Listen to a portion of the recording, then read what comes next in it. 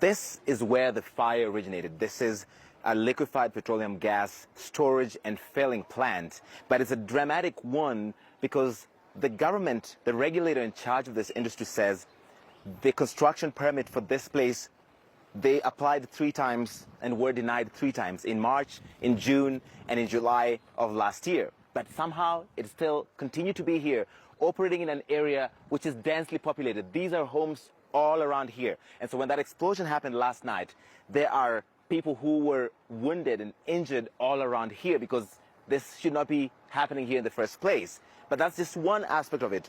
The petroleum industry of East Africa, which represents other dealers of similar places, says this place was demolished at least twice before because it's unlicensed, it's illegal, it should not be here. But it was here anyway. In fact, in 2020, there was a criminal case against the owner of this place. He should have gone to jail for 5 years, but somehow, despite the law, he only went to jail for a year, and he was allowed to keep some of the tankers. One of the tankers is those that exploded here last night. But look at this. There's a work permit and risk assessment board here. So this is supposed to look official, but obviously didn't work last night. There's even a fire assembly point here, and it says there in Swahili, you have to make sure that when you come in here, don't bring anything incendiary like a matchstick.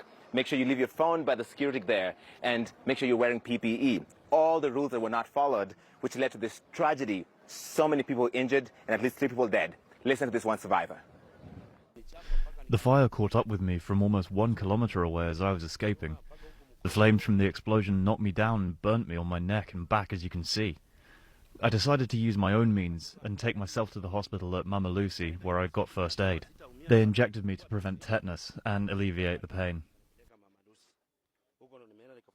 Horrific burns, and the full accounting of why this was allowed to go on for so long will continue for a while. We spoke to one of the neighbors who says for a few days before the explosion they could smell gas in the air, and that could explain why the blast radius went so far. The reason why the construction permit was rejected is because for safety reasons, there's supposed to be some calculations about how far a blast can go, and they're supposed to calculate that and present them to the regulators, and the regulators rejected it because it's just too close.